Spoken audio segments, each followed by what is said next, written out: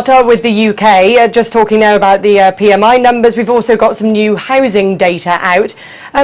Where are you seeing sterling? It's been under pressure earlier this week, of course.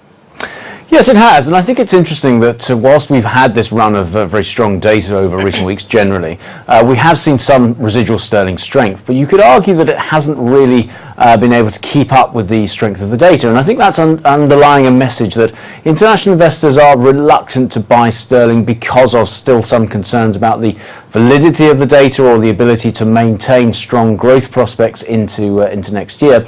And I think if we do see some degree of consolidation in the manufacturing PMI today, but also in terms of the construction and particularly service numbers early next week, then I think that will continue to give opportunities for investors to continue to lighten positions, particularly against the US dollar, which has seen a pretty robust rebound in the wake of markets just reassessing the level of US yields. But I think sterling does look a little vulnerable to a further downside correction. And just picking up what you were saying there about the US dollar, I mean, have you been surprised by the actions of the Fed and this week, and has it changed your expectations about when we're going to see some tapering? Well, I think this week was always about a holding strategy as far as the Fed was concerned. I think the statement itself was very much that. It was just holding station until we get to the December meeting, when we do get some substantive data perhaps for the Fed to actually consider. So I think those that are anticipating a much more dovish statement on Wednesday were always likely to be somewhat disappointed. And I think the reaction that we've seen in the market was clearly a market looking for dovish tendencies which failed to be met.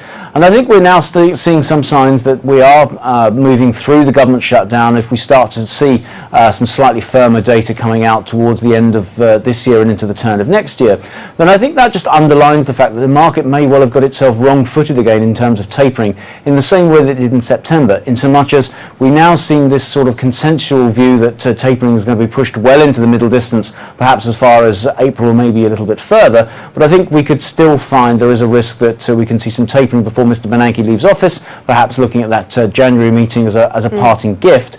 And that does provide some opportunities for US yields to continue to grind higher, but also the dollar to improve and strengthen also.